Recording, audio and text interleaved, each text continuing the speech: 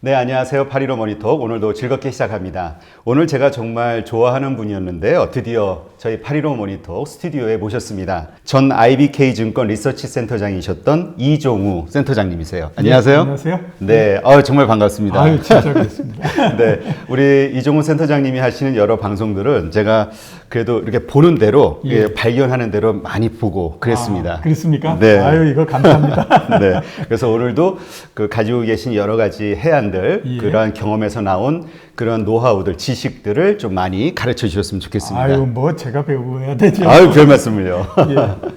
그럼 이제 바로 들어가서요. 예. 지금 가장 뭐 세계적으로 화두가 되고 있는 게 이제 미중 무역 전쟁이잖아요. 네, 그렇죠. 예. 금방 끝날 것 같다가도 계속 이어지고 또 해결될 것 같다가도 또 이어지고 뭐 끝이 잘 안 보이는데 현재 상황 그리고 앞으로의 전망은 어떻게 보시나요? 네.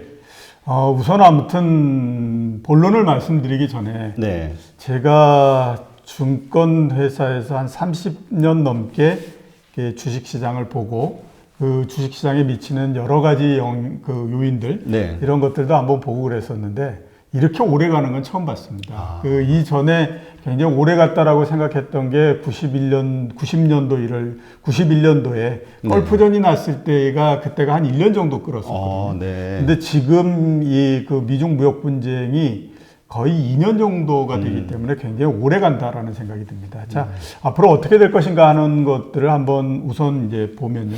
1차 타결을 위해서 지금 계속해서 노력을 하고 있는 상태이죠.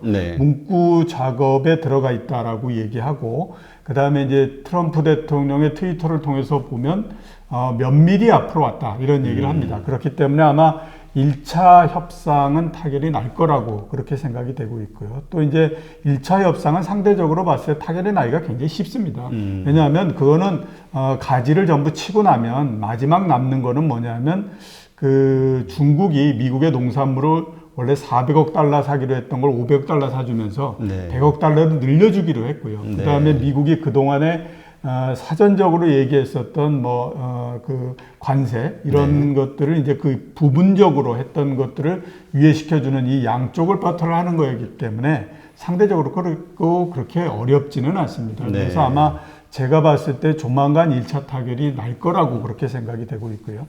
그 대신에 이제 앞으로의 과정을 한번 보면 앞으로의 과정은 굉장히 지난한 과정이기 때문에 아마 섣불리 건드리기도 어려울 걸로 그렇게 생각이 되고 있고 또 그 타결이나 이런 것들도 쉽지 않다라고 봐야 됩니다. 원래 미중 무역 분쟁이 붙을 때에 가장 중요시 됐던 것들은 이제 지식재산권을 포함한 6개 부분 정도였었거든요. 근데 이 6개 부분은 1차 타협에서는 전혀 건드리지를 않는 형태고요. 뒤로 넘어가는 형태가 될 수밖에 없습니다. 그런데 이 뒤로 넘어가는 데서 가장 큰 문제가 뭐냐면 중국이 의외로 굉장히 세게 나오는 형태를 지금 이제 취하고 있다라고 봐야 되죠. 그러니까 이게 중국이 세게 나오다가 이렇게 보니까 이게 원래 생각했던 것보다는 상당히 어려워지는 형태가 되고 있고요.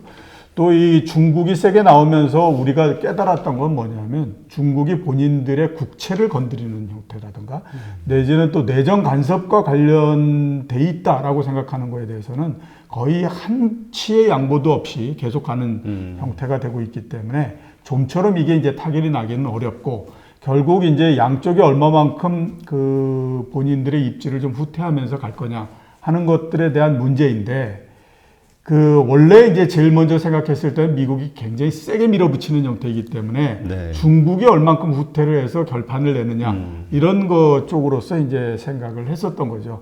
근데 지금은 그런 형태하고는 상당히 많이 벗어나 있습니다.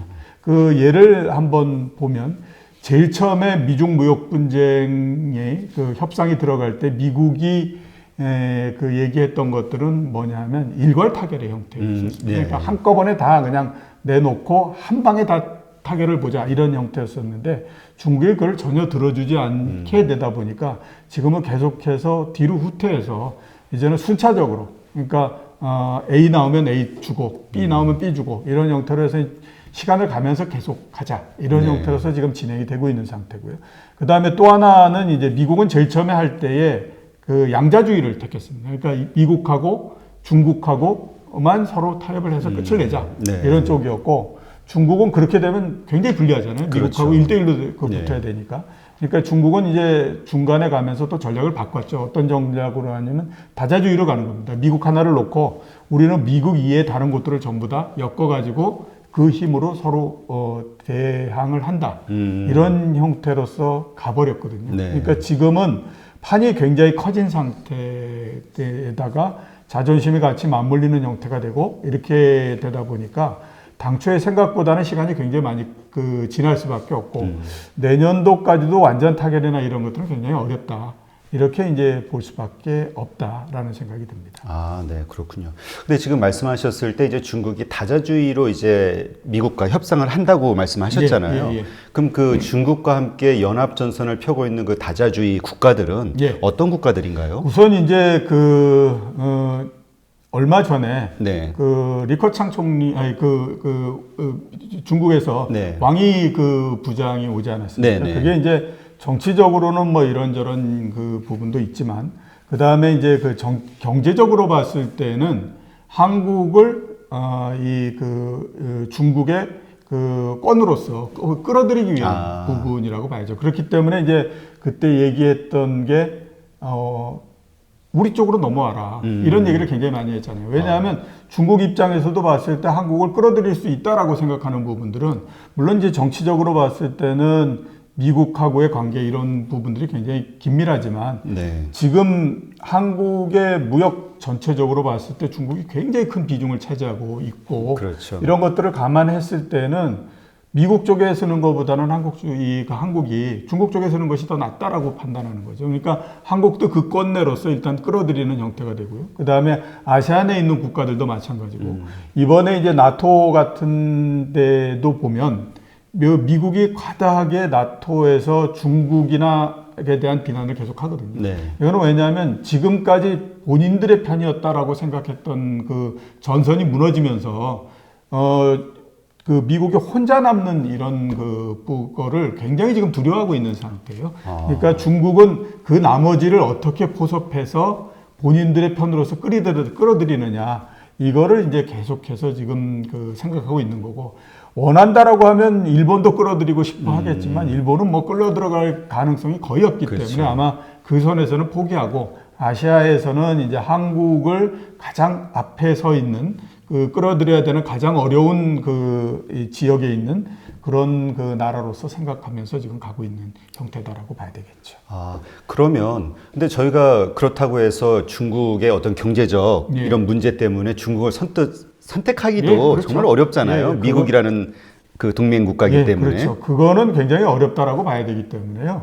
그러니까 한국이 미국하고 떨어져서 중국하고 쪽으로 경제적으로 넘어간다 이렇게 하면 그건 굉장히 많은 문제가 생긴다라고 하는 것도 중국이 다 알고 있기 때문에요.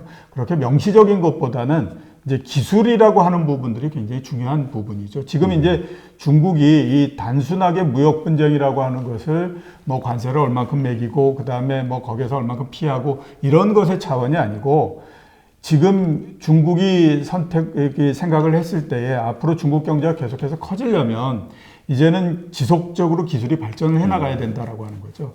여태까지는 이제 미국을 기술을 받아들이는 나라로서 생각을 했었는데 미중 무역 전쟁을 겪으면서 중국이 생각했던 건 뭐냐면 이게 판을 보니까 그렇게 만만한 판이 아니다.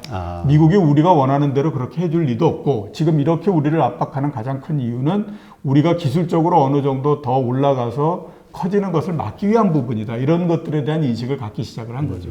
그러면 다른 곳에서 기술을 이렇게 받아들이고 끌고 오고 이뤄내야 되는 그 대상을 삼아야 되는데 그거의 이제 1차적인 대상이 한국이 될 수 있고요. 그 다음에 또 독일이나 일본 이런 것들이 될 수 있는 거거든요. 그렇기 때문에 이제 그 전선에서 앞으로 굉장히 오랜 시간을 두면서 기술을 어떤 형태로서 받아들이고 어떻게 갈 거냐 하는 것들에 대한 전선에서 흡수해야 되는 나라로서 한국을 생각하는 거지 지금 정치적인 부분들이 있는데 그거를 독립시켜가지고 한국을 중국으로서 강제로 끌어온다. 이거는 중국이 생각했을 때에 가능한 그림도 아니고 그렇기 때문에 이제 먼 그림을 내다보면서 지금 접근을 하고 있는 상태인데요. 제조업과 관련해서 특히 기술과 관련해서 중국이 지금 생각하고 있는 그 시나리오는 2025년 정도까지 한국의 기술력을 쫓아간다. 2035년도까지 독일의 기술력을 넘어선다. 2045년도에 그 미국의 기술력을 넘어서서 기술력 면에서 최고가 되겠다라고 하는 것이 지금 중국의 계획인 거거든요. 그러니까 그런 쪽으로서 가면서 어떻게 포섭해 드릴 것인가 하는 것들이 이제 미중 무역 분쟁이라고 하는 것이 제일 처음에 관세에서부터 시작했지만 그 다음에 패권으로 넘어가고 경제적으로서 어떻게 이제 그 그림이 짜여질 것인가 하는 것들에 대한 그림이 만들어지는 거거든요. 그 과정 속에서 한국을 어떻게 끌어들일 거냐 하는 것들이 이제 그런 그림으로서 접근하는 그런 형태가 된다라고 봐야 됩니다. 그렇군요. 그러면 어쨌건 느슨한 형태로라도 뭔가 한국을 끌어들이려고 하는 그 시도로 예전에 그 우리 사드 문제 때 경제적 압박을 엄청 가했잖아요. 네, 그렇죠. 그러한 식으로 또 뭔가 그런 경제적인 압박을 제약을 걸 가능성이 있는 건가요? 제약을 걸기는 어렵고요. 왜냐하면 제약을 걸면서 그 자기네 편으로 끌어들인다라고 하면 이건 이제 완전 굴복을 해라라고 하는 건데 이게 무슨 군사적인 힘을 가지고 할 수 있는 것도 아니고 결국 이제 협력의 관계를 어떻게 만들어서 하느냐 하는 것들에 대한 문제이거든요. 그렇게 되면 그렇게 하려면 가장 좋은 방법이 뭐냐면 중국이 제시해 줄 수 있는 당근을 제시해 주면서 그 다음에 이제 끌어들이는 형태가 되는 거죠. 예를 들어서 지금 가장 많이 얘기하고 있는 것이 중국에서 반도체 관한 부분들을 중국에서 더 많은 투자를 해라라는 얘기를 하는 거거든요. 그 얘기는 반도체에 관해서 일정 기간 동안 중국의 시장의 일정 부분을 한국에다 보다 더 많이 쉐어를 해주겠다. 그 대신에 너희는 그거에 관한 기술이나 이런 부분들, 아주 그 오래된 기술이나 이런 것들은 우리한테 좀 도움을 줄 수 있어야 되지 않겠느냐. 이런 부분으로서 접근하는 거니까 그렇게 간다라고 봐야 되는 거죠. 근데 지금 반도체 말씀하시니까 얼마 전에 봤던 뉴스가 떠오르는데 삼성전자가 반도체 공장을 베트남으로 다 철수한다고. 그러면 일단 현재 정부가 어떻게 할 수는 없는 거니까 기업의 삼성전자의 입장은 중국을 탈출하는 거네요. 네, 지금 이제 그 삼성전자가 그렇게 결정을 했던 거는 중국이 그동안에 이제 반도체 굴기를 계속 얘기를 했잖아요. 네네. 그렇기 때문에 삼성 입장에서는 다른 나라에 있는 기업들이 무서운 건 아니에요. 다른 나라 미국에 있는 기업이나 일본에 있는 기업이나 이런 데는 옛날에 같이 했다가 전부 다 이렇게 깨져 나간 곳이기 때문에 그런 데서 다시 시작하거나 그러지는 않거든요. 근데 중국에 있는 기업이라고 하는 것이 무서운 가장 큰 이유는 중국 기업은 여태까지 하지 않았기 때문에 신참자가 되는 거죠. 그렇기 때문에 이제 무서운 부분이고 두 번째로 이제 생각할 수 있는 거는 반도체를 수입하는 액수와 석유를 수입하는 액수로 우리가 따져보면 그냥 생각하면 석유를 수입하는 액수가 굉장히 더 많을 것 같지 않습니까? 그렇죠. 그 많은 15억 명이나 되는 인구가 사용하는 에너지가 얼마나 많은데 이렇게 생각하지만 따져보면 반도체를 수입하는 액수가 석유를 수입하는 액수보다도 많습니다. 그렇게 되면 그 큰 시장을 중국이 그냥 놔둘 리가 없다라고 하는 거죠. 그런데 거기에 들어가서 계속해서 뭐 이렇게 하고 한다라고 하면 그거는 지금은 달콤하다고 하더라도 나중에 우리가 세게 물린다라고 생각할 수 있기 때문에 삼성 입장에서는 굉장히 이 부분들에 대해서 민감하게 반응할 수밖에 없고요. 거기에다가 이제 중국 같은 경우에는 뭐라 그러더라도 사회주의 시스템을 갖고 있지 않습니까? 이거는 굉장히 강렬한 통제력을 갖고 있기 때문에요. 다른 자본주의 국가가 만약에 뭐 반도체를 투자하고 이랬을 때 이게 가장 큰 문제가 뭐냐면 그 나라에서도 그 나라 기업이 만드는 반도체가 성능이 떨어질 경우는 사용할 수가 없잖아요. 그런데 중국 같은 경우에는 통제 시스템이 굉장히 강하기 때문에 이거를 제일 처음에 초기 투자해서 어느 정도 기술력이 만들어질 때까지 중국 정부에서 직접 개입을 하게 되면 이걸 어느 정도 극복을 할 수 있다라고 하는 거죠. 그런 것들 때문에 삼성 입장에서는 여기에다가 지금 당장에 발을 들이면 굉장히 달콤하게 하죠. 계속 발을 들일 수는 없다. 이런 이제 생각을 할 수밖에 없는 거죠. 그렇겠네요. 그러니까 정말 지금서부터 그런 관계가 형성이 된다면 머지않은 시간에 아주 강력한 경쟁자를 하나 만들어주는 셈이 되니까. 그러니까 예를 들어서 보면 그렇습니다. 한 7, 8년 전 정도에 우리나라의 화장품이 중국에 굉장히 많이 나갔잖아요. 그때 이제 뭐 어지간한 중국의 내수 기업들이 없었거든요. 근데 우리나라에 있는 많은 화장품 회사들이 중국이 노다지다라고 생각하고 막 뛰어들고 그 다음에 또 뭐 하고 해가지고 한때 굉장한 화장품 붐을 일으켰었는데 생각해보면 간단하잖아요. 15억 명의 인구가 있다라고 하면 그중에 7억 5천만 명은 여자입니다. 그죠? 그 7억 5천만 명이 쓰는 화장품을 중국이 내수 기업 하나 없이 전부 다 한국이나 프랑스나 일본 기업들한테 그 시장을 다 내줄 거다. 이거는 절대 있을 수가 없는 일이거든요. 지금 한 불과 10년도 안 지나서 이 점유율이나 이런 것들을 살펴보면 이미 3-4개 정도의 중국의 내수 기업들이 다 올라오는 형태가 됐거든요. 똑같은 경우가 반도체에다 적용이 될 수 있다. 이렇게 이제 보는 거죠. 이제 지금 그 경제에 대해서 이제 말씀을 하시니까 문득 떠오르는 게 뭐냐면 어떤 분은 그런 얘기 하시더라고요. 이제 중국에서 제조업 품목으로 경쟁을 하려는 것 자체는 비전이 없는 짓이다. 그래서 뭔가 정말 선진화된 금융이라든가 이런 걸로 먹고 살아야 되지 않냐라는 이야기 하시는 분도 있고 한국이 금융으로 돈 벌기는 쉽지 않다. 뭐 부정적으로 얘기하시는 분도 있고 한국이 과연 중국이라는 어쨌든 엄청난 시장이 있는데 어떤 식으로 가야 뭔가 좀 큰 이익을 얻을 수 있을까요? 일단 뭐 중국에서 금융을 통해서 돈을 번다라고 하는 거는 쉬운 일이 아닙니다. 왜 쉬운 일이 아니냐면요. 사이즈가 굉장히 많이 다릅니다. 그러니까 중국의 금융기관들의 사이즈와 우리의 사이즈가 굉장히 다르기 때문에요. 우리가 거기에 들어가서 돈을 벌고 어쩌고 한다고 하더라도 이게 벌 수 있는 것에서 한계가 있어요. 예를 들어서 한번 보면 제가 옛날에 현대차증권에 있었던 것 같은데 그때 이제 중국의 협력증권회사가 있었거든요. 그래서 그 회사가 이제 유상증자를 한다고 그래가지고 그때 한국의 이제 그 현대차 뭐 이렇게 증권한테 우리가 피를 섞기 위해서는 증자에 좀 참여해라 이렇게 얘기했어요. 그래서 이제 저희 생각으로는 그러면 한 100억 정도만 투자하면 되겠지라고 생각했는데요. 100억은 무슨 100억입니까? 그쪽에서 얘기하는 거는 거의 2천억 정도 이렇게 되기 때문에 이미 그 사이즈가 굉장히 틀려서 우리가 들어갈 수 있는 이 한계나 이런 것들이 그렇게 많지가 않기 때문에요. 그렇고 두 번째는 지금 만약에 그 시장에서 금융으로서 많은 돈을 벌 수 있다라고 하면요. 우리보다도 굉장히 노하우가 많은 서구의 그 회사들이 이미 다 뛰어들어가 있는 상태이기 때문에 우리가 거기에서 그렇게 크게 뭐 이렇게 하기는 어렵죠. 그래서 이제 많이들 얘기하는 게 중국의 금융위기가 났을 때 그때 이제 우리가 거기에서 중국의 주식 좀 사고 이렇게 해서 수익을 내야 된다 이렇게 가는데 그건 정말 제가 봤을 때는 좀 소설 같은 얘기다. 그래요? 이런 이제 생각이 들고요. 앞으로 중국에서 뭘 해서 이제 돈을 벌 거냐 하는 것들을 한번 따져보면 이미 이제 상당히 많이 변화하고 있는 상태이잖아요. 그러니까 2000년대 초에 한 2000년부터 2010년도까지 한 10년 정도 그때 처음으로 중국 특수가 나왔을 때는 그때는 어떻게 하든지 자본주의였거든요. 그게 이제 굉장히 컸기 때문에 뭐 두산 인프라코아 이런 데가 브루도자를 굉장히 많이 굴삭기 수출해서 돈 많이 벌었다.